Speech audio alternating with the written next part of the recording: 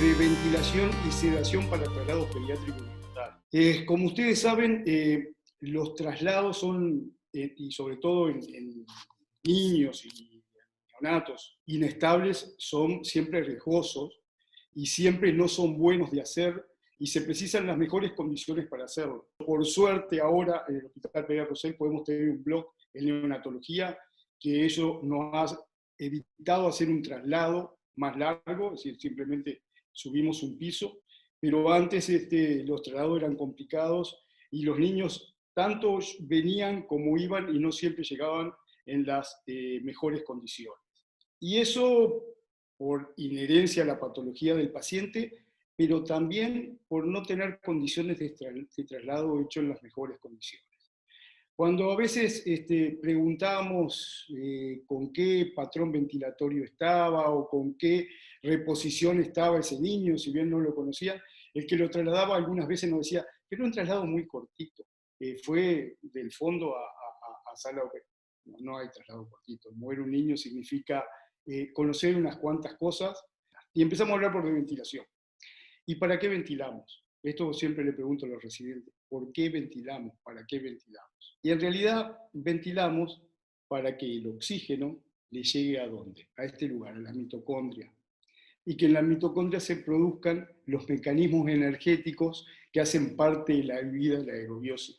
Y como ustedes ven, la ventilación tiene más de una cosa. Tiene la ventilación pulmonar, que es donde se produce el intercambio entre oxígeno y anhídrido carbónico, que va a depender de la entrada de oxígeno, de la salida de anhídrido carbónico, del flujo sanguíneo pulmonar, de esa membrana alvéolo capilar que esté bien, pero esa es la respiración pulmonar. Pero además, para que ese oxígeno que se intercambia con anhídrido carbónico en los pulmones pueda llegar a la mitocondria, que es donde va realmente a actuar y producirse los mecanismos energéticos que son los que nosotros precisamos toda esa otra respiración, que es la respiración celular, que va a depender de que tenga transportador, de que tenga hemoglobina, de que tenga una circulación buena, normal, y que pueda llegar de esa forma a la mitocondria, a la periferia, y producirse los intercambios energéticos.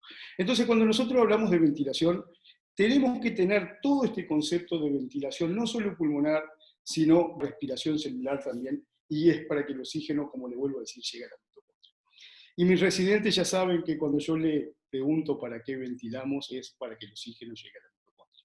Podemos tener excelente el pulmón, podemos estar ventilando perfectamente, pero si no tenemos transportador o no tenemos una buena circulación que haga llegar el oxígeno a la periferia, que es donde se va a necesitar, van a fracasar todo lo que hagan.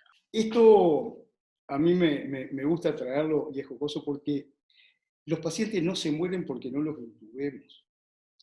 Y a ustedes les va a pasar, y les va a pasar más de una vez cuando tengan más experiencia, que un paciente se le va a estubar durante un traslado. Y ese paciente no se muere porque se estube, ese paciente se muere porque no se ventile. Entonces, uno no ventila por la intubación, sino que existen otras maniobras de ventilación, que es la ventilación bajo máscara, por ejemplo, la ventilación con ambú, los diferentes modos ventilatorios, pero los pacientes no se mueren por no intubarlos, se mueren tratando de intubarlos por no ventilar. Era nada más que eso que quiero que los tengan como concepto en la mente. Hay que hablar de las diferencias anatómicas y fisiológicas que tienen los recién nacidos, los niños más grandes con respecto a los adultos.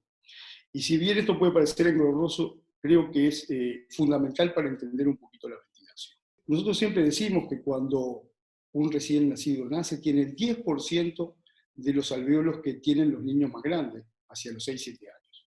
Un recién nacido nace aproximadamente con 30 millones de espacios aéreos terminales o sáculos, en realidad todavía no son alvéolos, de los cuales después se van a desarrollar los alvéolos, y que hacia los 6, 7, 8 años se van a transformar en 300 millones. Ustedes saben y han visto como neonatólogos los daños que provocan los virus. Por ejemplo, un virus respiratorio sincicial que hace una bronquiolitis a los 2 o 3 meses de vida, provoca un daño postviral en esos sacos alveolares, esos niños van a tener una broncodisplasia y van a marchar mal, pero van a ver que hacia los 5, 6, 7 años empiezan a mejorar desde el punto de vista respiratorio. ¿Y eso por qué? Y bueno, justamente porque empiezan a desarrollar los 300 millones de alveolos que tienen después de los 6 o 7 años. Un recién nacido no tienen cartílago en la pared de esos sacos alveolares. Entonces eso hace que fácilmente vayan al colapso. Y a su vez, no tiene esto que se llama poros de Kohn y canales de Lambert, que son nada más que comunicaciones que existen entre los bronquios o entre los sacos alveolares. Entre los bronquios son los poros de Kohn y los canales de Lambert son entre sacos alveolares. Y eso hace que pequeños tapones mucosos, al no tener comunicaciones, hace que un sector se atelectasie rápidamente.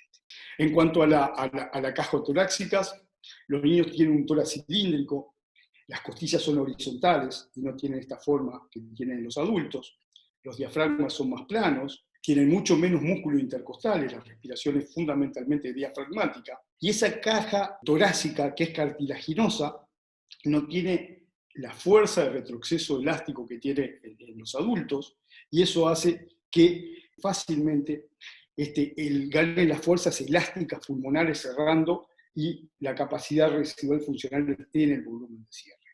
Y además esto hace otra cosa, al ser muy elástica, son fácilmente sensibles al bolotrauma y al valotrauma. Si nosotros ventilamos con volúmenes corrientes altos, no tenemos el freno que provoca la caja torácica, entonces rápidamente producen bolotrauma. Y también cuando nosotros hacemos maniobras de reclutamiento, empezamos a aumentar la PIB, también son fácilmente sensibles al bolotrauma. Seguimos con la diferencia anatómica. Tienen cabeza grande. ¿tá? Todos ustedes saben que la cabeza en relación al resto del cuerpo es mucho más grande, que la nariz tiene más del 50% de la resistencia de la vía de aire, que tiene una lengua grande, el tamaño relativo de la lengua es mucho más grande, que la laringe es mucho más alta, está a nivel de C3 y C4, es más anterior y más angulada, que tiene una epiglotis más grande en forma de U invertida, las cuerdas vocales están... Bueno, ¿qué les quiero decir con todas estas cosas que les estoy diciendo? Es que son mucho más difíciles de intubar un recién nacido que un adulto. Y por último, quiero detenerme en esto, que la región, ahora voy a hablar un poquito más sobre esto, la región subglótica corresponde al cartílago glicoide, es la región más estrecha. Los adultos, donde nosotros vemos el orificio glótico, no tienen estrechez, pero los niños tienen estrechez subglóticas a nivel del cartílago glicoide. Estas son imágenes de un alemán, se llama Josef Holky, tuvimos la suerte de traerlo una vez a Uruguay y pensamos traerlo cuando pase esta pandemia nuevamente. Es una persona que se ha dedicado a estudiar la vía de aire de los pacientes pediátricos, es un anestesiólogo que se dedica a hacer anestesia en reconstrucción de tráquea. Y ha estudiado toda su vida la vía de aire pediátrica, y estas son imágenes de él. Entonces él habla de la estrechez subglótica que existe a nivel del cartílago glicoide, a diferencia de los adultos. Los adultos es cilíndrica, y en los niños, hasta la edad de 6 o 7 años, tiene una forma de embudo. Por eso se habla que los niños tienen que intubarse con tubos sin manguito, porque el manguito por sí mismo saca un porcentaje del diámetro externo. Cuando nosotros hablamos de tubos, por ejemplo, ponemos un tubo 3, hablamos de 3 milímetros de diámetro interno, pero lo que pasa no es el diámetro interno, lo que pasa es el diámetro externo. Y si a eso le aumentamos un poco más el diámetro del manguito, hace que ese tubo sea más difícil de pasar todavía en esta estenosis subglótica. Y además, los manguitos, los neumotaponamientos, no se inflan redondito como nosotros los vemos afuera cuando se inflan. Se inflan con anfractuosidades, que los movimientos respiratorios de inspiración y expiración hace que se provocan pequeñas lesiones en la mucosa, que ustedes saben no tiene irrigación, la mucosa traqueal, y luego puedan dar lesiones que van a llevar a fibrosis y que van a llevar a la estenosis. Por eso, sobre todo, es que los niños se tienen que intubar hasta la edad de, aquí dice 8 años, pero yo diría que hasta la edad de 5 o 6 años, con tubos sin neumotaponamiento, excepto que lo predicemos para algunas situaciones en especial, como por ejemplo para la vía de aire de secreciones, o por ejemplo cuando tengamos que ventilar con altas presiones, como puede ser un distrés severo, donde precisamos hacer alta PIP y bueno, precisamos tener un hemotaponamiento para poder altas presiones de ventilación. Lo característico de los recién nacidos es que tengan una capacidad residual funcional cercana, muy bajita, cercana al volumen de cierre, lo que hace tendencia al colapso y a la atelectasia. Los niños tienen un consumo metabólico de oxígeno, el consumo metabólico de oxígeno basal. ¿Alguien sabe cuál es el consumo metabólico basal de un recién nacido? ¿Y de un adulto? Los niños tienen, los recién nacidos, 3 veces más que los adultos. Si alguien sabe cuál es el de adultos, ya saben el recién nacido. Bueno, un adulto tiene un consumo metabólico basal de oxígeno de aproximadamente 2 mililitros por kilo de peso. Y los niños tienen alrededor, un recién nacido, de 6 mililitros por kilo de peso de consumo metabólico basal. ¿Eso qué quiere decir? Consumen mucho más oxígeno. Y tienen, esto que tengo acá, un tiempo de oxigenación apneica mucho menor. ¿Qué es el tiempo de oxigenación apneica? Bueno, va a depende en qué libro leamos, pero es aquel tiempo en el cual la saturación cae a 90, según unos, a 92 según otros. Y eso en un recién nacido no es más de 30 segundos. Entonces nosotros, que además de ser más difícil de intubar, nosotros lo que tenemos es mucho menos tiempo para intubar, porque rápidamente cae en hipoxia, rápidamente la saturación se va hacia abajo. Mayor consumo de oxígeno, 6 mililitros por kilo de peso, y un tiempo de oxigenación apneica mucho menor. Intento intubar, no puedo, ventilo, subo la saturación, intento intubar. No me quedo como esa imagen que mostré, intubando, voy a hacer hipoxia, voy a hacer más atelectasia, voy a hacer colapso pulmonar. Esto es reciente adquisición. Esto es un recién nacido. Ven el paladar que está un poquito ojival, ven la úvula, esa epiglotis grande en forma de omega que cae hacia adelante, y ahí se ven las cuerdas vocales y la estenosis subglótica. Vamos a poner un tubo sin manguito, y si ustedes ven ahora, hay un stop en la subglotis, y giramos ese manguito para que el bisel lo pase, y bueno, ahí dejamos puesto un tubo 3,5 sin manguito en ese recién nacido clínico. Hoy tenemos la suerte de tener toda esta tecnología para poder intubar, para poder ver lo que estamos haciendo, y además de esa forma, desde el punto de vista docente, es mucho mejor. Estos son equipamientos muy caros, muy sofisticados, y tenemos la suerte de contar con ellos. Con esta pandemia de coronavirus es la indicación que existe intubar con estas cosas, porque nos permite intubar lejos de la cabeza del paciente, el largo que nos dé la mano mirando una pantalla, y de esa forma la aerolización va a ser menor o no va a llegar. Así que además está indicado intubación en estos momentos con estos. Bueno, un poquito esto ya lo hablamos, de las fuerzas elásticas pulmonares que le ganan a la pared torácica, y eso hace que el volumen, la capacidad residual funcional sea mucho menor y esté el volumen de cierre. Y la otra cosa es la posición en el decúbito dorsal que están los niños, hace que el contenido abdominal eleve los diafragmas y además colapse aún más. Pero el recién nacido tiene mecanismos de defensa. Y no me voy a para evitar esto. Y no me voy a detener en esto, pero uno es el reflejo de Herrenbauer.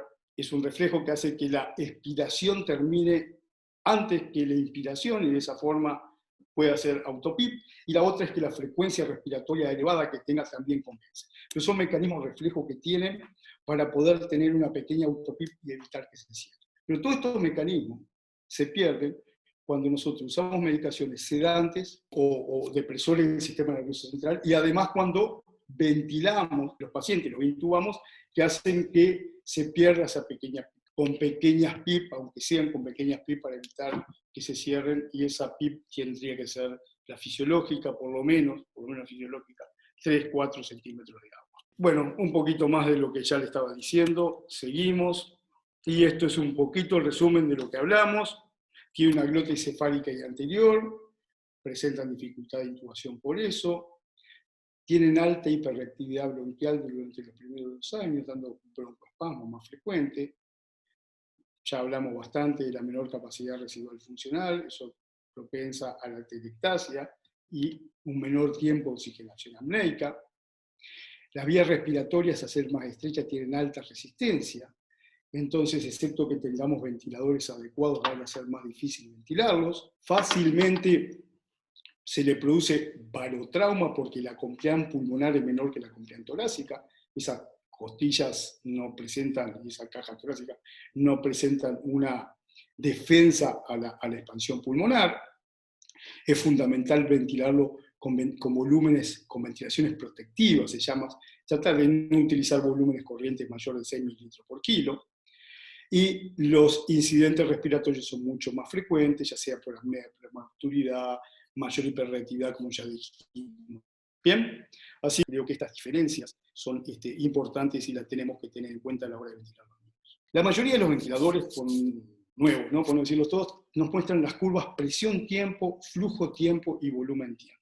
De estas 3 curvas, si hay una que yo tuviera que elegir, elijo para ver la curva flujo-tiempo. Las 3 son esenciales, pero si me tengo que quedar con una, es la curva flujo-tiempo.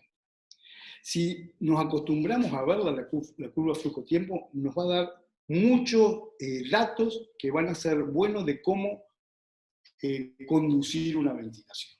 En un recién nacido, la constante del tiempo inspiratoria y expiratoria es muy parecida entre sí y son prácticamente iguales. Eso quiere decir que la relación inspiración-expiración en un recién nacido es prácticamente 1 a 1, a diferencia de un niño más grande, entre 7 y 8 años, que es casi igual que el adulto, donde la constante del tiempo expiratoria va a ser casi el doble de la inspiratoria.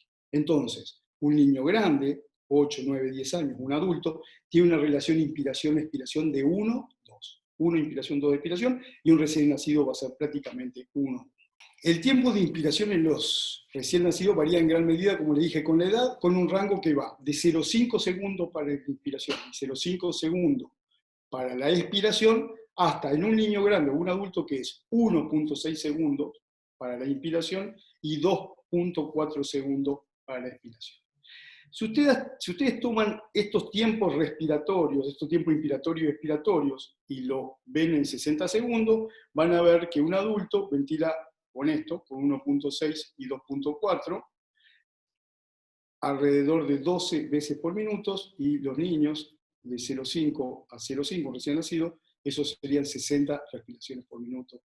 Ahora bien, ¿cómo podemos ajustar la relación inspiración-expiración, o cómo podemos ajustar con los ventiladores más nuevos que tenemos, donde nos dice el tiempo inspiratorio, cuál va a ser la relación inspiración-expiración adecuada? Y bueno, mirando esta curva, que es la curva flujo-tiempo. El tiempo inspiratorio debe ser guiado mediante esta curva, que es la curva flujo-tiempo, y esta curva flujo-tiempo se tiene que poder poner en un modo ventilatorio, que es un modo ventilatorio por presión controlada. No por volumen, que no la vamos a tener, sino en el modo ventilatorio por presión. Aunque después vayamos a ventilar por volumen, lo primero lo ponemos al ventilador, el modo ventilatorio por presión, miramos la curva flujo-tiempo, y el tiempo inspiratorio va a ser aquel tiempo en el cual el flujo llegue a 0, sin prolongarse y sin quedarse corto, y el tiempo expiratorio va a ser el cual el flujo también llegue a 0, sin que la próxima inspiración empiece acá o empiece muy lejos acá. ¿Se entiende? Programamos la relación inspiración-expiración mirando la curva flujo-tiempo. Me voy a detener un poquito más con esto. Cuando programamos esto, hay que evitar, que es lo importante, de todo esto, lo más importante, que se genere autopip. Y cuando generamos autopip es cuando el tiempo inspiratorio del siguiente ciclo empiece antes de que el flujo expiratorio llegue a 0. Si el próximo inspiración empieza acá, en vez de acá, esto me va a generar autopip. Y eso lo miramos solo con esta curva flujo-tiempo. Acá ustedes ven que tengo un tiempo expiratorio largo, la expiración comienza antes de que llegue a 0. Esto, si bien no está bien adecuado el ventilador, no provoca nada más que no está correcto, pero no va a provocar grandes alteraciones. Y ustedes ven que acá tengo un tiempo expiratorio que también, si la inspiración empieza acá, estaría bien. Pero fíjense en esto, sí me preocupa, cuando la próxima inspiración comienza antes que el tiempo expiratorio llegue a cero. Y eso me va a generar autopia. Y esto puede ser importante de generar autopia, que muchas veces puede ser alta, y puede comprometer el flujo sanguíneo pulmonar. Así que es importante mirar esta curva.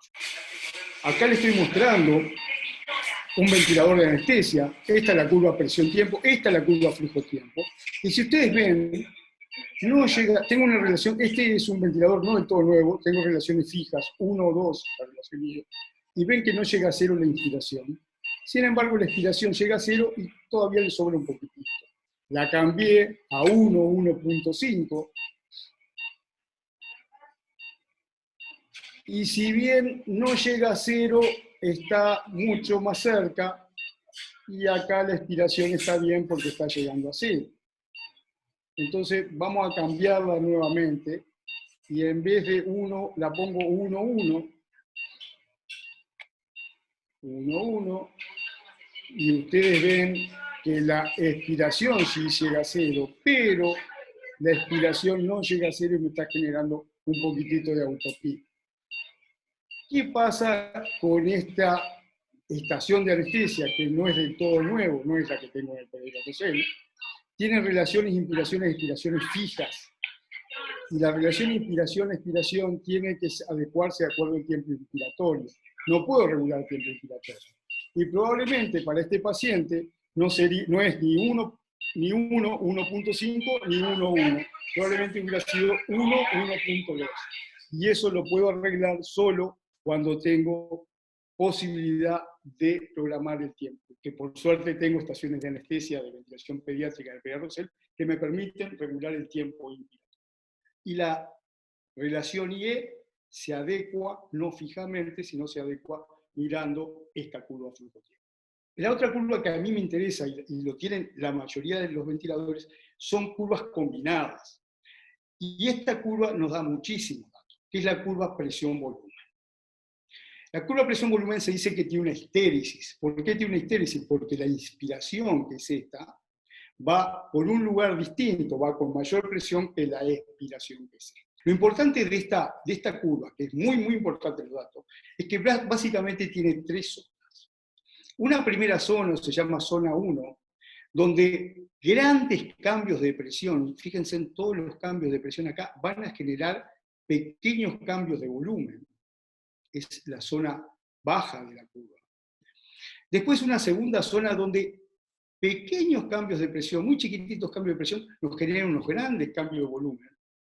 Y luego nuevamente se vuelve a acostar, donde en una tercera parte de la curva empieza a que grandes cambios de presión me generan pocos cambios. Lo ideal sería que nosotros estemos en esta parte verde de la curva presión-volumen. ¿Qué pasa? Esto se entiende muy fácil. Los alvéolos están cerrados, están colapsados, y para poder abrirlos se precisan grandes cambios de presión al principio para que entre un poquito de volumen. Pero una vez que están abiertos, pequeños cambios de presión me van a generar grandes cambios de volumen. ¿Y cómo arreglo esto? Con PIP.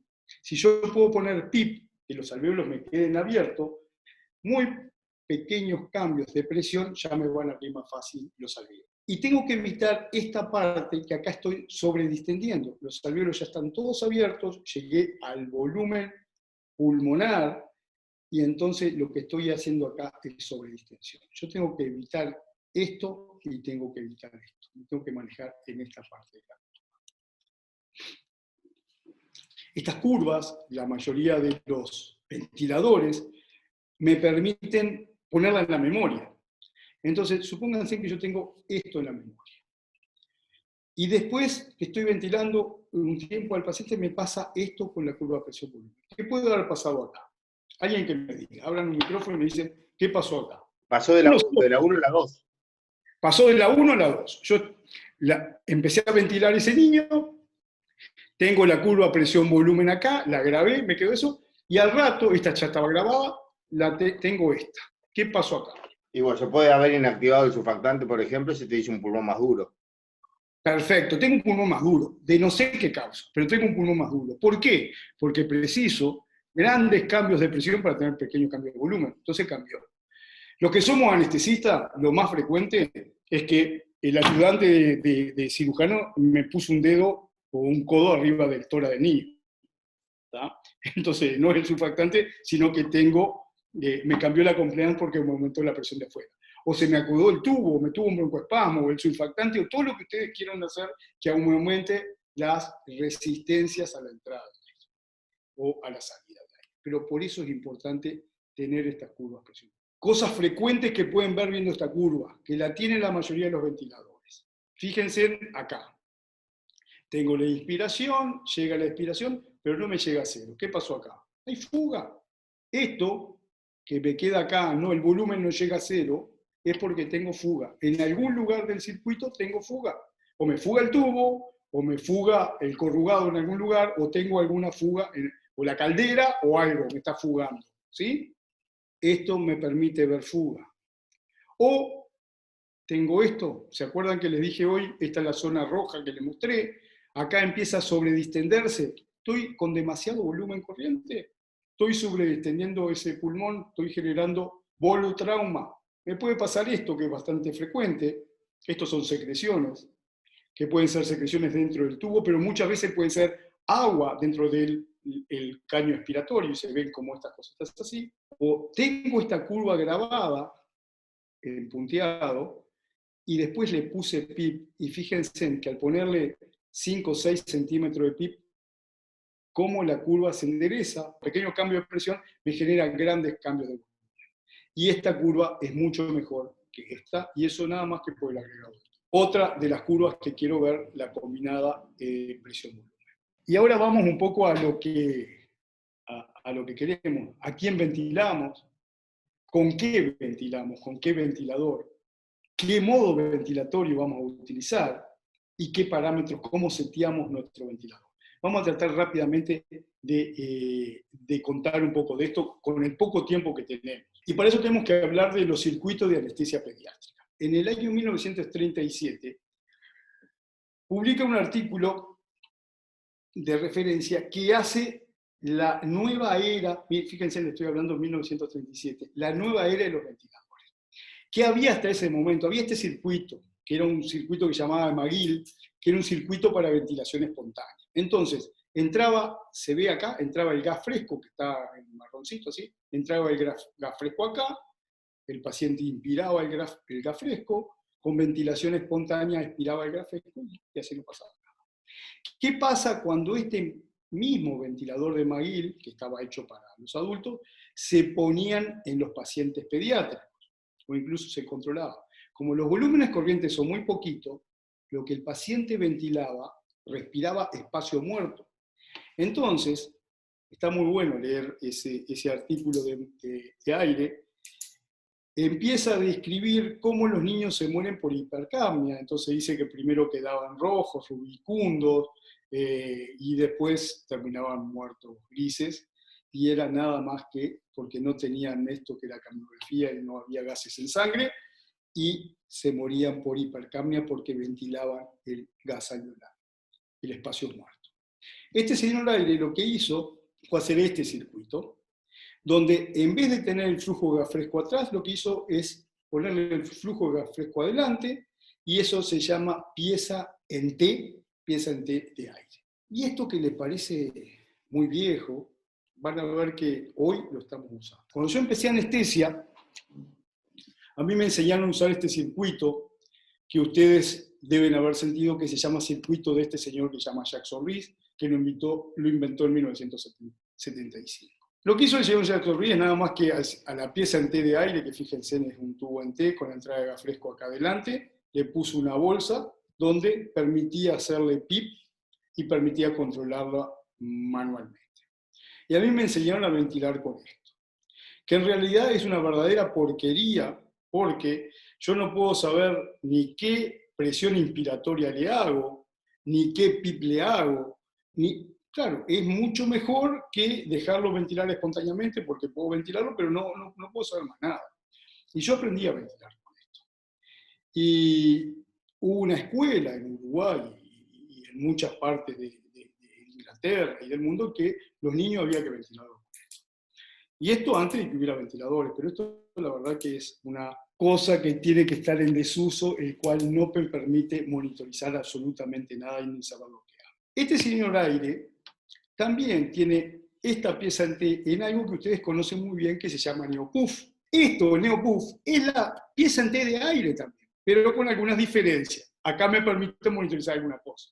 Puedo, con esto que está tapado, programar la presión máxima, que habitualmente viene en 40, yo cierro los dos extremos de esa cosa, fijo esto en 40, con este otro botoncito, para aquellos que no lo conocen, puedo manejar la presión inspiratoria máxima, es decir, aquella presión inspiratoria máxima que quiero. Por ejemplo, un recién nacido arrancó en 15 y con una ruedita que tengo atrás dejándolo abierta puedo programarle la. Entonces ya acá me permite, tengo un mecanismo de seguridad en que no me va a dar más de 40 de presión. Tengo un mecanismo de presión inspiratoria que va a ser la que yo la fije, pero habitualmente puede ser por recién nacido en 15, un pulmón sano puede ser un poquito menos, y tengo PIP que la puedo medir. Entonces esta es la misma pieza en T de aire de 1937 con monitorización. Esto es un Jackson Reed mejorado, pero me permite monitorizar. ¿Cómo voy a ventilar? No con un Jackson Reed, no con una pieza en T de aire, sino que tengo que ventilar manualmente, voy a ventilar con esto. Y si no tengo esto, si no tengo un neopuff, voy a ventilar con un ambú, pero ese ambú va a tener dos cosas. Una válvula de seguridad, la cual pasa, habitualmente vienen a 40 centímetros de agua, pasa de 40, me va a hacer escapar, evito hacer barotrauma, y puedo acoplarle una válvula de PIP y voy a poder hacer cierta. Entonces, monitoricemos lo que ventilamos. No Jackson Reed, no otras cosas. Pasamos ahora a hablar un poquito de ventiladores, de los ventiladores mecánicos. Los primeros ventiladores quisieron emular la presión negativa que hacía en el tórax, entonces dijeron, vamos a hacer algo que haga que el tórax se expanda para que entre aire. Entonces, ahí salió el pulmotor. Ahora vamos a ver un poquito de eso. El pulmón de acero. Y luego, hacia la década del 50, con la epidemia de polio, salieron los ventiladores de presión positiva. Los que usaron microprocesadores, que son los que tienen ahora, electrónicos, son recién a partir de 1980. Este es el famoso pulmón de acero, lo inventó Emerson en 1929, y acá, pero creo que fue el 30 en realidad. Y era un aparato que se conectaba a esto, que hacía una presión negativa, el paciente se ponía aquí adentro con la cabeza hacia afuera, al ejercer una presión negativa, hacía que la caja torácica se extendiera, se abriera, y entraba aire espontáneamente al paciente. En la epidemia de polio en 50, con ese mismo aparato, con ese mismo ventilador que hacía presión negativa acá, era un pistón, hacía presión negativa acá, pero hacía presión positiva en otro lado, ventilaban dos pacientes.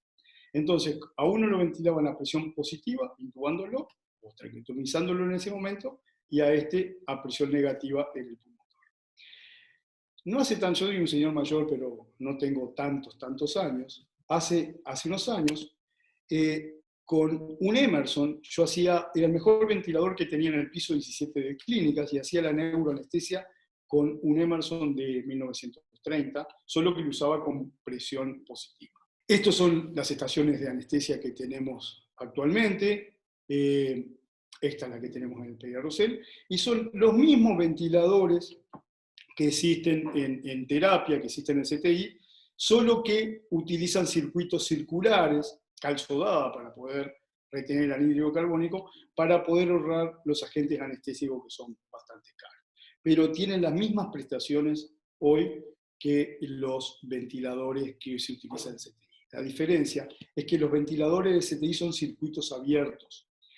Todo lo que inspira sale al exterior. Precisan flujos de gases medicinales, oxígeno, aire, bastante alto, y como esos gases están fríos, precisan una caldera para que calefaccione esos aires y los humidifique y los calefaccione. Estos utilizan flujos muy bajitos, se produce en la reacción de que retiene anhídrido carbónico en la calzodada, una reacción exotérmica, provoca humedad y generan bastante agua entre el circuito, precisan trampas de agua, y generan calor. Es la diferencia grande que existe. Unos son abiertos y estos son cerrados. Para clasificar los modos ventilatorios, se clasifican en 3 grandes grupos: ventiladores a presión negativa, no existen más; ventiladores a presión positiva intermitente o convencionales, son los que tenemos actualmente; y ventiladores que son específicos. Los ventiladores a presión positiva intermitente o convencional son los actuales. El principio de funcionamiento es siempre generar un flujo de gas que genere un gradiente de presión entre la máquina y los alvéolos pulmonares, y se le pauta una determinada frecuencia por minuto, y básicamente es eso. Los especiales, ya como dije, son los de alta frecuencia, o para BNI, ventilación no invasiva, o respiradores domiciliarios, o algunos respiradores, como es este caso de traslado. Ya le estaba diciendo que la principal diferencia entre un ventilador de anestesia es que tiene circuito circular, y los ventiladores de CTI son circuitos abiertos. Tienen volúmenes internos grandes los ventiladores de anestesia, tienen reservorio de gas fresco, bueno, no importa esto.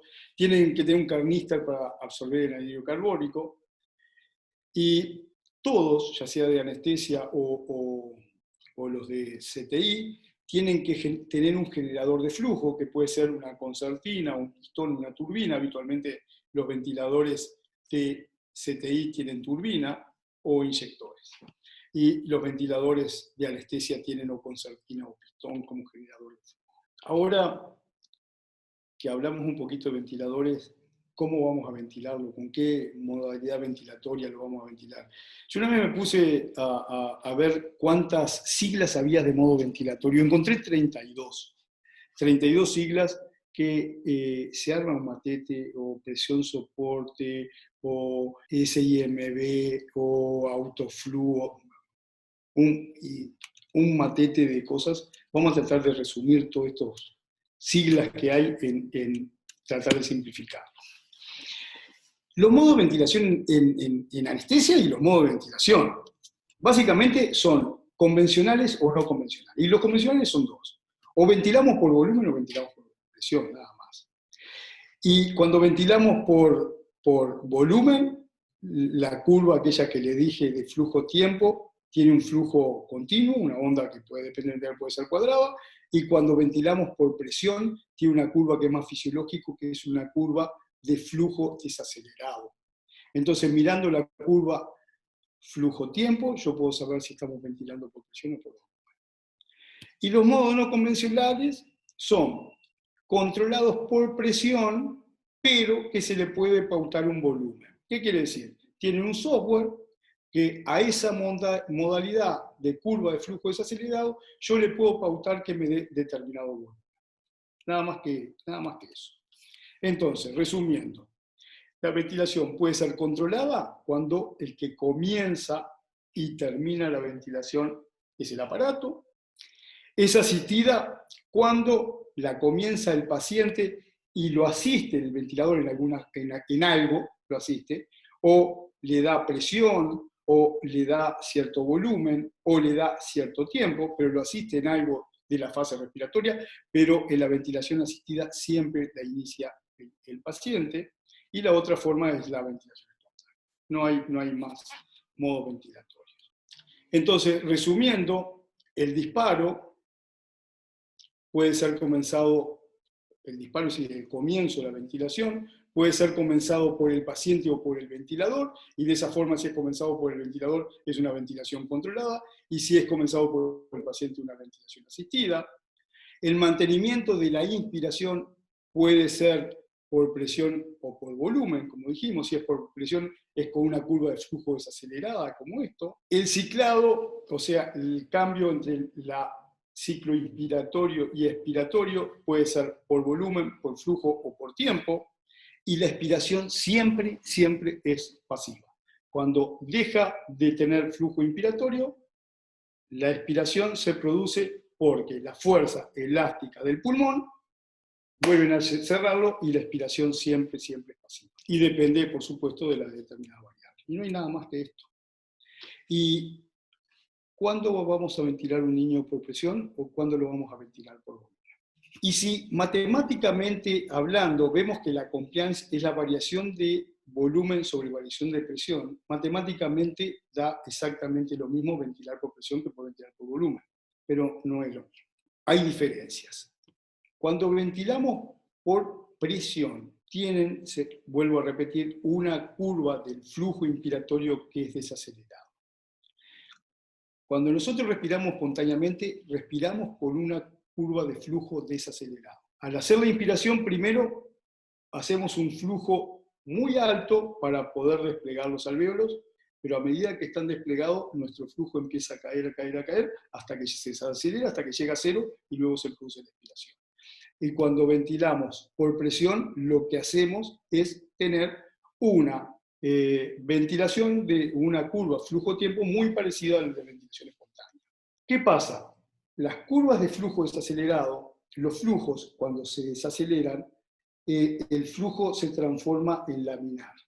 Cuando son flujos acelerados es turbulento. Y ahí la resistencia de la vía de aire es distinta, la resistencia que genera en los flujos laminares que turbulentos. Por eso es importante los diámetros también de los tubos holotraqueales que pongamos. Cuanto más chiquito es un tubo, tiene más resistencia porque el flujo se transforma en turbulento. Y tratamos de que sean flujos laminares. Entonces, ¿qué problema tiene cuando ventilamos por presión? El problema que tenemos es que nosotros podemos dar determinada presión inspiratoria, pero no sabemos, porque la variable independiente es el volumen, no sabemos qué volumen vamos a dar.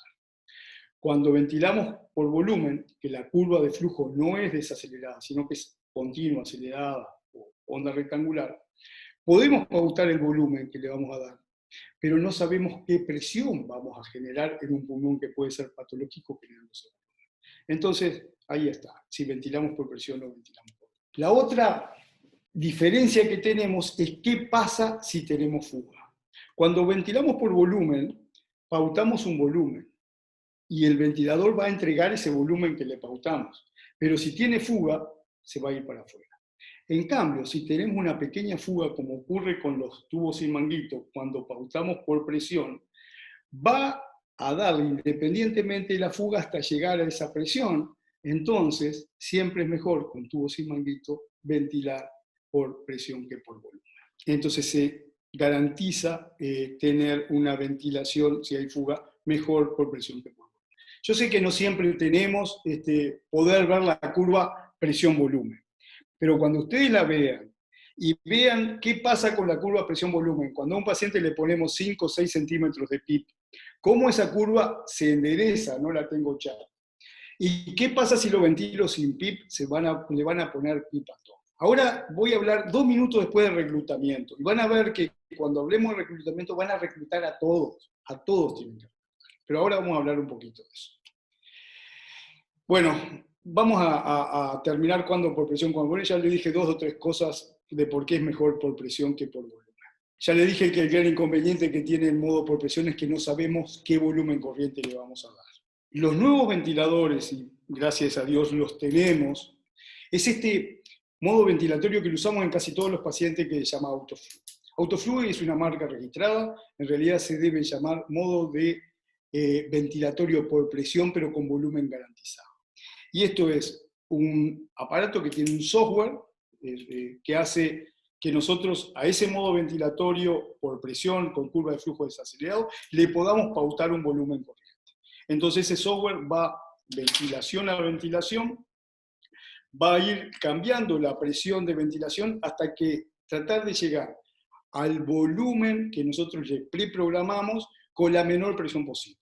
Y eso lo va analizando ciclo a ciclo ventilatorio, y si no lo puede alcanzar me va a salir un mensaje tal o cual cosa, y esto realmente es fundamental, modo ventilatorio para anestesia. Porque ustedes tienen que tener en cuenta que cuando nosotros estamos haciendo una anestesia, no tenemos un niño dormido y quietito como está en una unidad neonatal. Y cambia lo que hablamos de ventilación, que no son solo los parámetros ventilatorios pulmonares, nos cambian los parámetros circulatorios.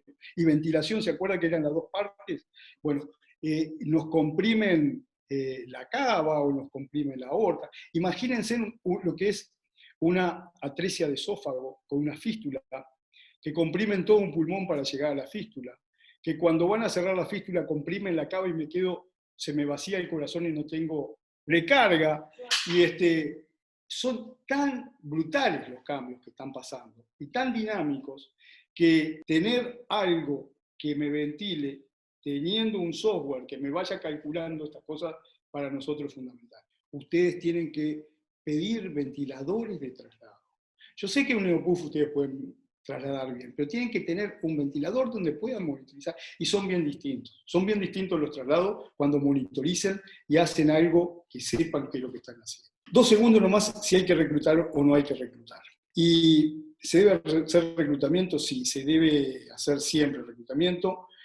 Siempre hay atelectasia durante la anestesia o durante cualquier cosa. Cuando ustedes intuban un paciente, ya le sacan ese cierre glótico. ¿Se acuerda que hoy hablamos del reflejo de Herring-Brauer? Ese cierre glótico lo anulan, no puede ser autopip, la capacidad residual funcional que está en el volumen de cierre empieza a haber atelectasia y siempre atelectasia. 90% de los pacientes anestesiados presentan atelectasia. ¿Cuáles son las poblaciones de riesgo? Esto, neonato y niños menores de 3 años, lo demás no nos interesa a nosotros, pero el neonato y niños menores de 3 años es una enorme población de riesgo. En ellos la masa pulmonar atelectasiada puede ser superior al 25%, solo por intubado, nada más que por intubado. Este es un trabajo muy interesante, maniobra de reclutamiento de outcome de movilidad posoperatoria. Es un metaanálisis que revisa 439 estudios sobre maniobra de reclutamiento en anestesia. Concluye que todos los estudios han demostrado que mejora la oxigenación intraoperatoria, la fracción inspiratoria de oxígeno, elevada, y disminuye las complicaciones pulmonares. Y que se debería de aplicar en forma rutinaria luego de cada inducción de anestesia. Y no solo después de cada inducción de anestesia, sino después de cada desconexión, cada vez que tengo que desconectar a un paciente y se me recluta. Lo mismo que si un paciente está ventilado, ustedes, cuando lo van a trasladar, lo deberían de volver a reclutar una vez que lo desconectaron del ventilador, y cada vez que lo desconecten deberían volver a reclutar. Vamos a hablar un poquito de reclutación. ¿Cómo se reclutan los pulmones? ¿Qué es lo que rige el reclutamiento? Como regla principal, el reclutamiento alveolar se consigue reclutar más alveolo cuanto mayor presión mantenida tenga y se ejerza por más tiempo. Eso, y para mantener el reclutamiento, tengo que usar PIP. ¿Sí? Eso básicamente es la regla. A mayor presión alcanzada, mayor riesgo de balotrauma directo, y a mayor tiempo de mantenimiento de la presión, mayor riesgo de repercusión hemodinámica. Esto también ustedes saben que es una regla. Ejerzo mucha presión, balotrauma. Ejerzo mucha presión mantenida en el tiempo, repercusión hemodinámica, caída del retorno venoso, caída de la precaria. Básicamente las maniobras de reclutamiento se clasifican en 3 tipos. CPAP mantenida, 40 centímetros de agua durante 40 segundos, esto tiene una enorme repercusión hemodinámica, sobre todo si es un recién nacido y son menores de 1 año. No la aconsejo. Empleo de unos pocos ciclos a muy alta presión, 5 ciclos a 50 centímetros de agua, es una buena técnica, pero produce barotrauma, tampoco la aconsejo. Puede servir para algunos adultos, pero acuérdense que los niños, con esa caja torácica cartilaginosa que no frena la expansión pulmonar, esto genera barotrauma.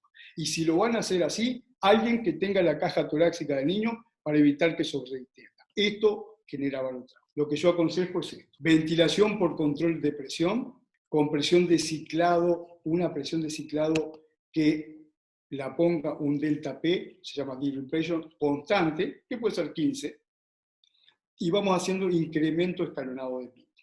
Así que puedo poner un Driving Pressure de 10, por ejemplo, o 15, y ahora lo voy a explicar un poquito más, y escalonamiento de PIP sucesivo. A la fecha, la única maniobra de reclutamiento que ha demostrado ser segura en los niños, estoy hablando, y neonatos, son maniobras escalonadas con una presión, como le dije, de 15 centímetros de agua, una Driving Pressure de 15, y escalones de PIP de 5 en 5.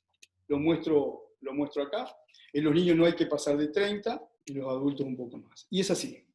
Un Driving Pressure de 15, y le vamos haciendo maniobras escalonadas de 5 en 5 de presión, llevamos la PIP a 5, 3, 4 ventilaciones, llevamos la PIP a 10, 3, 4 ventilaciones, llevamos la PIP a 15, 3, 4 ventilaciones, con un Dribble Pressure de 15, no pasamos una presión inspiratoria máxima de 30, y luego volvemos a bajar.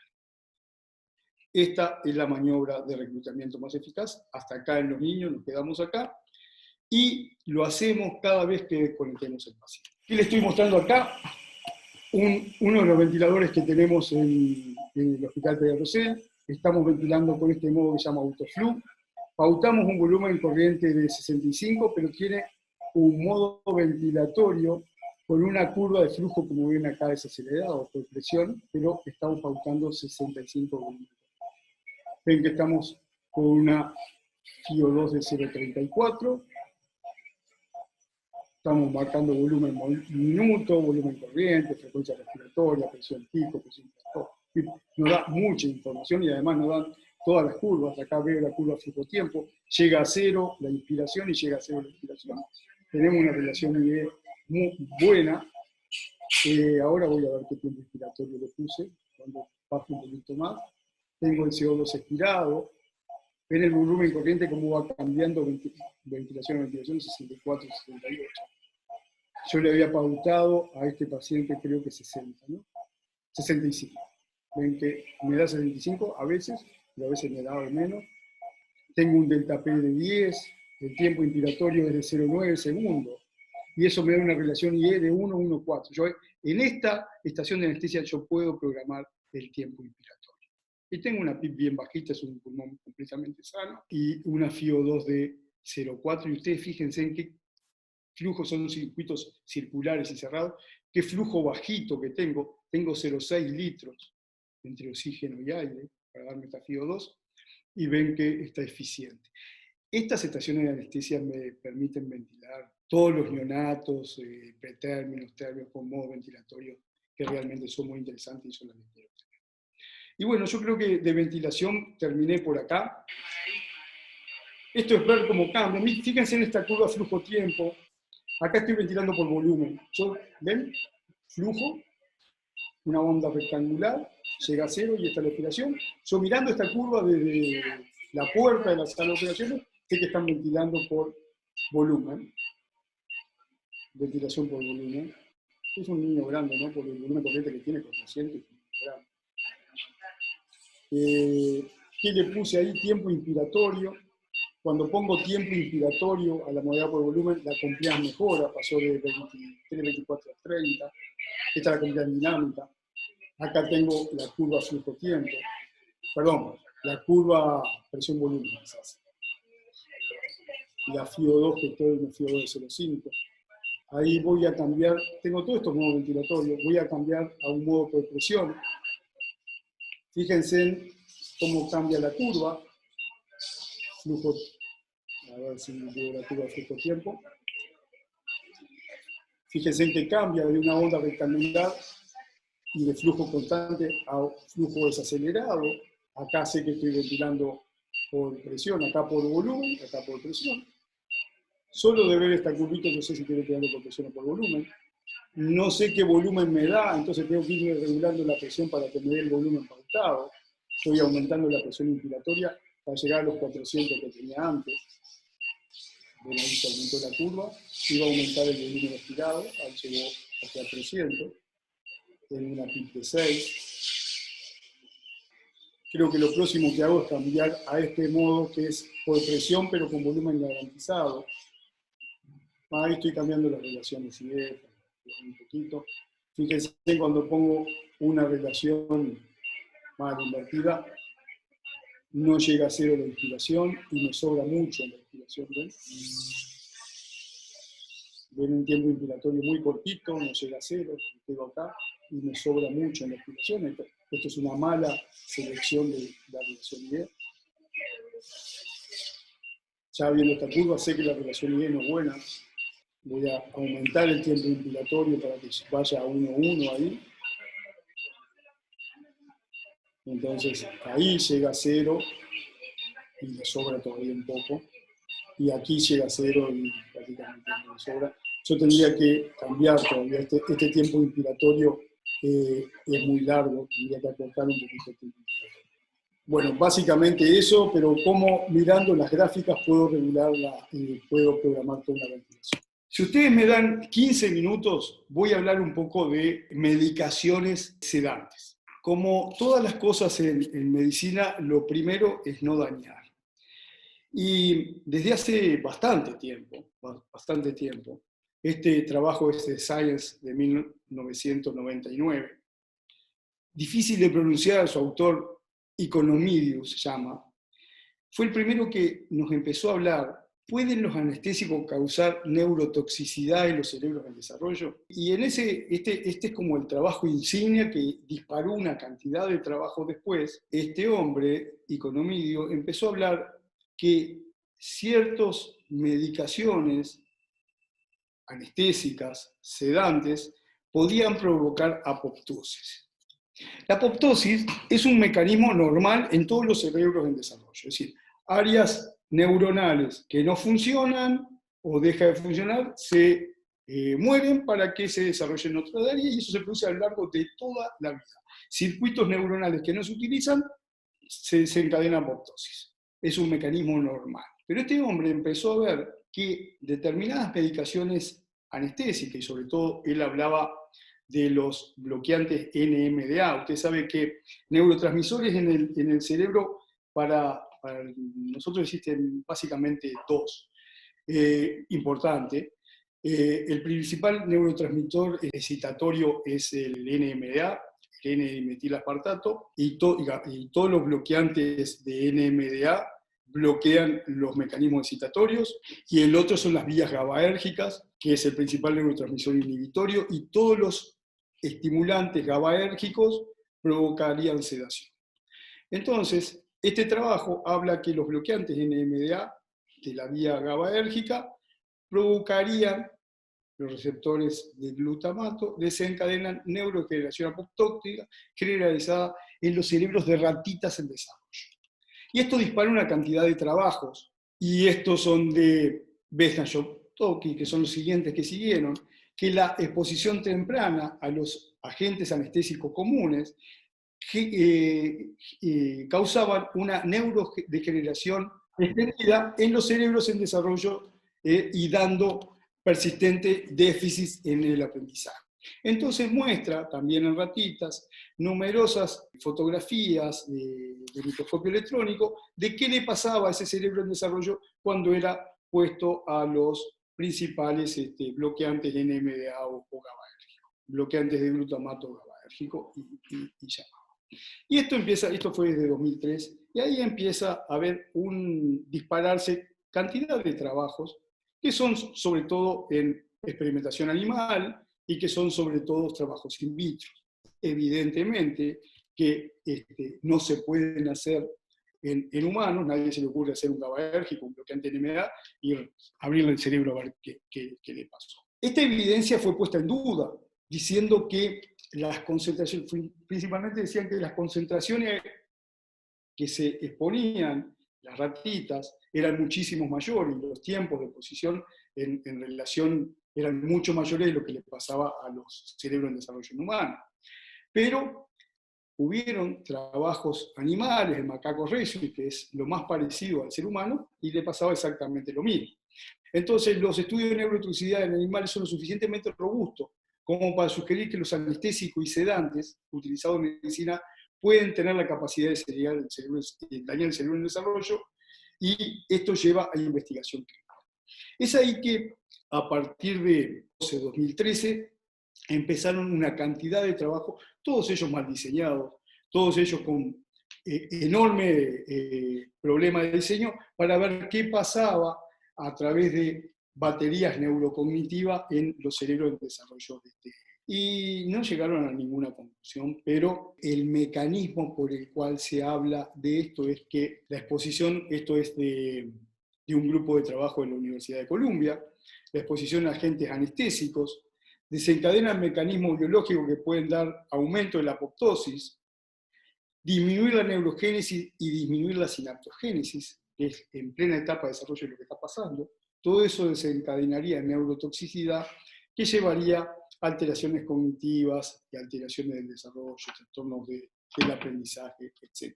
Y todo eso ha llevado a que algunos grupos, sobre todo de la FDA, hayan dicho que no sería conveniente someter a una embarazada o a niños menores de 3 años a este tipo de droga, solo que sea extremadamente necesario. Y hoy, 2020, todavía estamos en esta discusión que son en cada uno de los congresos de si producen o no producen y cuánto producen de daño o de alteraciones. Son enormes discusiones que se siguen dando. Pero lo que sí es cierto es que en experimentación animal e in vitro sí produce. Y que todavía no tenemos ninguna evidencia suficientemente fuerte de que produzcan, si bien hay trabajos que dicen que sí, en humanos. Pero lo que sí es cierto, que parecería, o por lo menos en experimentación animal o in vitro, había agentes que afectarían y otros que no solo no afectarían, sino que además protegerían a los cerebros de las alteraciones. Todos los agentes inhalados que nosotros usamos, sevoflurano, isoflurano, sí provocarían daño, y estos son los que más se estudian desde el punto de vista de anestesia, y sobre todo el óxido nitroso, que nosotros por suerte lo hemos desterrado de la mayoría de los lugares de Uruguay. En lo personal no, pero se sigue usando agente inhalador. Después afectarían también todos los bloqueantes de los receptores NMDA, como es ketamina y óxido nitroso, y también afectarían todos los GABAérgicos, todos los que afectan el principal neurotransmisor inhibitorio que es el GABA, midazolam, hidrato de cloral, tiopental, propofol, también afectarían. Si ustedes ven, todos nuestros agentes anestésicos afectarían de alguna forma, por lo menos en experimentación animal o in vitro. ¿Qué no afectarían o incluso protegerían el xenón? El xenón fue un gas anestésico que fue muy provisorio al principio de este siglo, pero los altos costos de producción hicieron que xenón no tengamos ni vayamos a tener. El óxido nítrico, ustedes lo conocen muy bien, que se usa para disminuir la hipertensión pulmonar, vía de la óxido nítrico sintetasa, no les voy a hablar de todo eso que ustedes saben, también protegería. Todos los anestésicos locales por lo menos no harían daño, la lidocaína, la bupivacaína, la ropivacaína, no provocarían ningún daño. Los opiáceos no provocarían ningún daño. Y habría algunos que sí protegen, como desmedetomidina, que es una droga que para nosotros es promisoria, y ustedes que hacen neonatología la están usando mucho. Esta droga protegería, tiene propiedades de protección cerebral, protección renal y cardioprotección. La eritropoyetina también protegería, el litio también protege, y la melatonina también lo hace. Y es así que desmedetomidina se transforma en una droga que para nosotros es como la droga insignia, como el buque insignia en el cual nos ponemos lo ponemos en todos los pacientes, sobre todo para bajar la dosis de esas drogas que no tenemos más remedio que usarla, que son los GABAérgicos y los bloqueantes NMDA. Cuando nosotros usamos desmedetomidina, que ahora voy a hablar un poquito más, nos permite bajar las dosis, las concentraciones de los GABAérgicos y de los bloqueantes.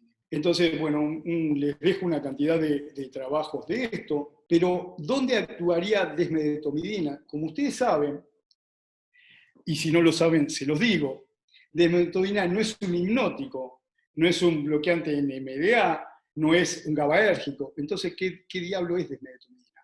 Es un alfa-2 agonista. ¿Y cómo actúan los alfa-2 agonistas a nivel cerebral? Provocando sedación, que es lo que provoca, se dice que da una sedación consciente, una sedación que es fácilmente estimulable y de respuesta, que no provoca depresión respiratoria y que además favorece la analgesia. ¿Cómo actúa? Bueno, si ustedes ven acá dexmedetomidina, actúa a nivel de los núcleos grises de la base, a nivel de un núcleo que se llama locus cerúleo, cerúleo por el color negro de cerúlea que tiene, que es una vía noradrenérgica. Y al ser un alfa-2 agonista, actúa sobre esta vía noradrenérgica, actúa como agonista de esa vía noradrenérgica. Entonces, ¿qué hace? Hace que las comunicaciones tálamo-corticales se vean ralentizadas. Ustedes se acuerdan que existe un sistema reticular activador ascendente, que hace esta primera estación en los núcleos grises de la base y luego va a la corteza. Bueno, esa ralentiza, frena esa primera estación a nivel del locus cerúleo y hace que la comunicación con la corteza sea más lenta. No es que no se hable con la corteza, pero se hable como en cámara lenta. Le llega más lenta todo el sistema, todo el medio ambiente, todas las aferencias sensitivas, dolorosas, sensoriales, acústicas, le llegan más lenta a la corteza, no está tan alerta a la corteza. Y a su vez, todas las vías corticales que son descendentes, también a nivel de esta estación de relevo, la locus-níger la ralentiza. Entonces, desmedetomidina da sedación con un sueño similar al sueño no REM, y cuando uno monitoriza el cerebro, que nosotros monitorizamos siempre el cerebro para hacer anestesia, vemos que la única droga que tiene un patrón electroencefalográfico similar al sueño fisiológico es desmedetomidina. Entonces, desmedetomidina se transforma en nuestro caballito de batalla para permitir bajar analgésicos y permitir bajar hipnóticos. Y es la droga que yo le propongo que utilicen como sedación base para los traslados.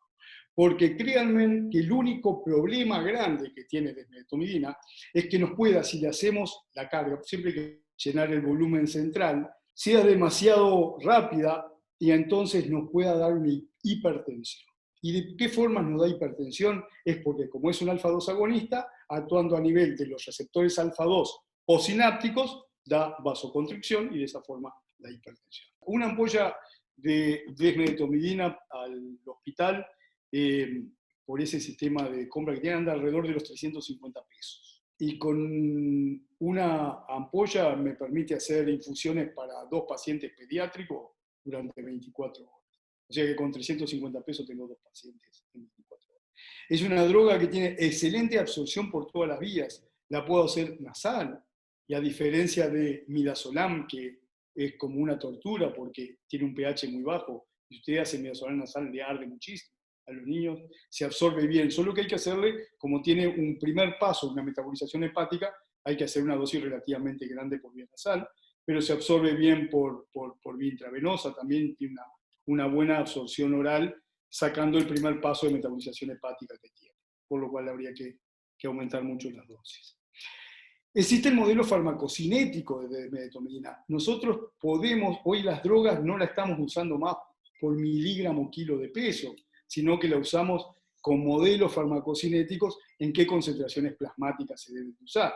Entonces, la concentración plasmática de desmedetomidina efectiva sería entre 0,6 y 0,7 microgramos por mililitro.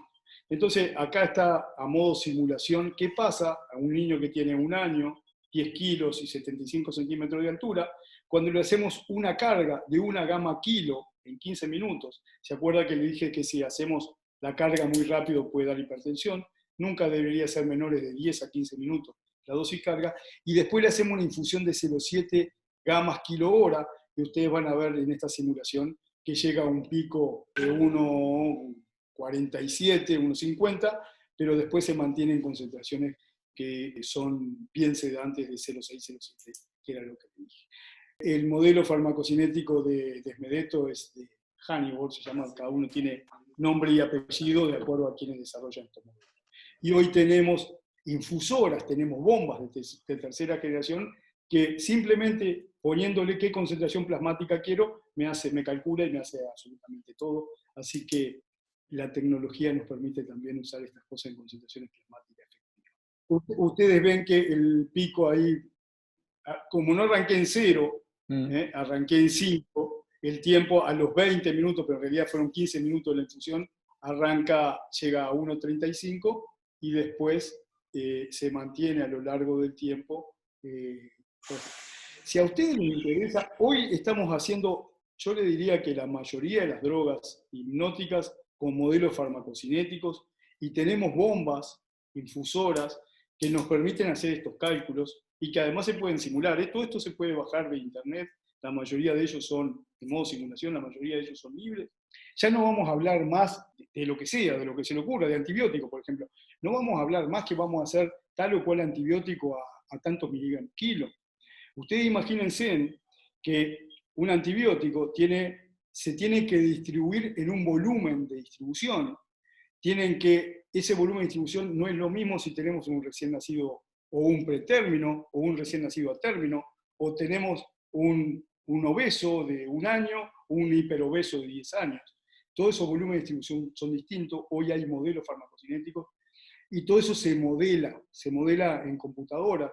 Yo estoy seguro que cada servicio de neonatología, de anestesia, va a tener alguien que va a modelar las drogas y la vamos a usar en infusoras a concentraciones plasmáticas. No es lo mismo 10 miligramos kilo de 100 miligramos kilo de un antibiótico para un pretérmino que 100 miligramos kilo de un antibiótico para un recién nacido de término o que para un niño de 1 año. Tienen volumen y distribución distinto, tienen clearance distinto, las drogas se deben modelar de acuerdo a cada paciente. A todo paciente neonatal y pediátrico, 2 gamas por mililitro. ¿Cómo logro una concentración de 2 gamas por mililitro? Ustedes saben que los frasquitos, los frascos ampolla de desmedetomidina, Precedex es el nombre comercial, pero hay genéricos. El frasquito de Precedex viene con 2 mililitros con 100 microgramos por mililitro. Entonces, si yo diluyo 1 centímetro, 100 microgramos, y lo llevo a 50, me quedan 2 microgramos por mililitro. Y esas son las diluciones estándar que hago para todos los pacientes pediátricos. ¿De acuerdo? Ahora bien, de esa dilución que yo ya la tengo en una jeringa de 50, yo tengo 2 formas. O tengo esta bomba de tercera generación, con este modelo farmacocinético preprogramado, y le pongo que quiero tener tal concentración plasmática y me hace todo esto que están viendo, o no la tengo como no la tiene usted de repente en la unidad. Entonces yo le voy a decir, vamos a hacer esto, 1 gama kilo en 15 minutos. ¿Cómo hacemos 1 gama kilo en 15 minutos? Y bueno, básicamente puedo hacer 4 gamas kilo hora, le pongo la bomba, de esa dilución que tengo, 4 gamas, le pongo el peso del paciente, le pongo que me pase 4 gamas kilo hora y lo limito en 15 minutos. ¿Qué me va a pasar ahí? 1 gama kilo. ¿Sí? ¿Se entiende? Es 1 gama kilo en 15 minutos y no 1 gama kilo hora. Si voy a hacer gamas kilo hora, tengo que ponerle 4 gamas kilo y limitarla en 15 minutos. 4 gamas kilo hora y la limito en 15, o pongo 1 gama kilo y lo a pasar en 15 minutos. ¿Sí? ¿De acuerdo? Y luego le hago un mantenimiento de ahora sí 0,7 gamas kilo hora por todo el tiempo que dure, porque la metabolización de medeto a esa edad y con ese modelo farmacocinético va a ser 0,7 gamas kilo hora. ¿Sí? ¿Qué pasa cuando tengan un señor mayor como yo? Bueno, si a mí me hacen eso, las concentraciones plasmáticas que voy a tener son altísimas. Mi volumen de distribución es muchísimo menor. Cuanto más grandes somos, tenemos menos volumen de distribución. Entonces, probablemente para llegar a estas concentraciones plasmáticas, me he simulado, no le voy a decir cuánto peso y tampoco le voy a decir cuánto mide y tampoco le voy a decir la edad, pero para mi peso, mi edad y mi altura, yo precisaría 0,5 gamas kilo de carga a pasar en 15 minutos y 0,3 gamas kilo hora para llegar a la misma concentración plasmática que tengo. ¿Se entendió? Gonzalo, en Duke, ¿qué es lo que usan? Se usa fentanil, se usa Precedex, pero usan mucha morfina ellos. Usan mucha morfina para bajar el uso de fentanil, y Precedex no usan tanto. Y lo que hablamos la otra vez, todas las medidas, obviamente que para esto no, pero tienen mucha importancia las medidas físicas, los estímulos, la luz, el ruido, las palmaditas, y eso lo usan pila y le dan mucha importancia. Que en medio lo que van a ver generalmente son diluciones de 1,9 o 1,25, pero lo único que cambia es la concentración. Una salvedad con esa dilución que tú decís, y es que no se olviden, como le dije anteriormente, que desmedeto es un alfa-2 agonista. Entonces, todo lo que sea bolo, todo lo que sea infusión rápida, va a dar pico hipertensivos, y después que está cargado, muchas veces me da una bradicardia refleja. Sobre todo por el pico hipertensivo, y a su vez también por acción directa central, porque ustedes saben que es bradicardizante. Yo he sentido infinidad de veces, desmedetomidina no uso porque, da bradicardia, fíjense que lo teníamos a niño y nos dio una bradicardia. Bueno, todas esas bradicardias que ustedes ven se deben a bolos. ¿Y cómo damos los bolos? Fíjense en qué vía, qué concentración tenemos de desmedeto, y cuando sobre todo tenemos una concentración tan concentrada como tú lo decís, y tenemos un espacio, calculen cuánto queda en el espacio muerto de la tubuladura, cuánto queda en esa vía y qué pasa si inyecto otra cosa y empujo eso. Lo mismo que con los inotrópicos cuando lo tenemos concentrado y empujamos los inotrópicos y vemos los picos hipertensivos y las taquicardias. Bueno, con la desmedetomina pasa lo mismo. Yo sé que ustedes tienen que controlar los volúmenes y que es importante los volúmenes, porque se suma inotrópico más desmereto, entonces hacemos hipervolemia en los niños y precisamos aumentar las concentraciones para disminuir los volúmenes, ni que acuerdo. Pero tengan cuidado cuando usen concentraciones más altas que esta que yo uso en anestesia, no hacer bolos, porque los bolos son malos, dan bradicardia, dan pico hipertensivo. Entonces traten de ponerla en algo muy junto a la entrada, la de Medeto, para evitar esos bolos por alta concentración. Lo mismo que para los inotrópicos. Y otra sugerencia de algo que dijiste, los opiáceos, tanto fentanil, morfina, remifentanil, actúan todos en el mismo lugar. O sea que todos actúan sobre los receptores MU. Tienen distinta metabolización, distintas vías de acción, pero tanto remifentanil, que lo metaboliza cerasas plasmáticas, como fentanil o morfina, que se metaboliza a nivel del sistema microsomal hepático, todos tienen el mismo mecanismo de acción, actúan sobre los mismos receptores y se metabolizan distintos, por lo tanto tienen distinta vida media y distinta distribución. Cuando nosotros usamos podemos usar remifentanil, fentanil o morfina, los opiáceos todos causan en distinta o mayor medida dos cosas, una que se llama taquifilaxia, es decir, tenemos que ir aumentando las dosis, y la otra cosa que provoca es ese acostumbramiento, esa dependencia de las drogas, y algunas veces rotamos un opiáceo por otro para poder bajar la dosis, pero los opiáceos actúan todos los. Si ustedes me dan un minuto más, yo les voy a mostrar cómo es una anestesia nuestra y qué es lo que usamos. ¿Me dejan mostrarle en un minuto? Este es un chiquito que tiene 1 año, tiene 9 kilos, y se hace una lobectomía superior izquierda. Y yo los voy a llamar a ustedes para que me lo trasladen en el postoperatorio inmediato, porque este niño va a ir a CTI y me lo van a trasladar ustedes. Este niño tiene una vía periférica, tiene una vía central, tiene una vía arterial. Vamos a mirar un poquito.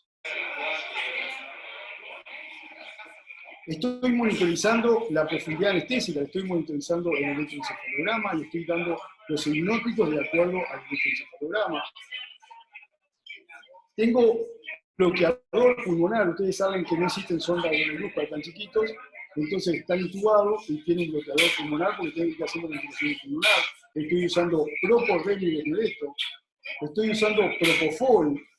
Le decía, 1 año, 9 kilos, lobectomía superior, monitorización encefálica, un bloqueador pulmonar. Estamos haciendo ventilación unipulmonar. Ahí tengo el bloqueador colocado. Estoy usando Propo en TSI, con una concentración en el sitio de efecto de 2,50 microgramos por mililitro. No estoy usando miligramos kilo de peso. Estoy usando qué concentración quiero en el cerebro. Estoy usando remifentanil a 0,5 gamas kilo minuto, acá sí, sin modelo farmacéutico. Y estoy usando desmedetomidina y a 0,5, ya le había hecho la carga, a 0,5 gamas kilo minuto. Y 3 drogas se llama tritiva para tratar de bajar el hipnótico, el propofol, que para mí no es bueno. ¿Qué es esto? Esto es un bloqueo paravertebral, es un catéter paravertebral para analgesia, para bajar aún más los analgésicos, y acá tengo el filtro y le estoy haciendo analgésico continuo. Estoy haciendo anestesias combinadas. Tiene línea arterial, tiene vía central, y lo estoy ventilando con, acá ven la capnografía, acá yo sé que estoy ventilando por presión con volumen garantizado, pero curva de flujo desacelerado, un flujo de gas fresco de 1,50, estoy con ventilación unipulmonar, una FiO2 de 0,5, un volumen corriente de 60, acuérdense que pesa 10 kilos, 6 mililitros por kilo, una frecuencia de presión pico de 18, o sea que tiene un pulmón muy sano el otro, una relación IE de 1,2. Tengo mucha monitorización, frecuencia cardíaca, saturación 99, capnografía 33, presiones invasivas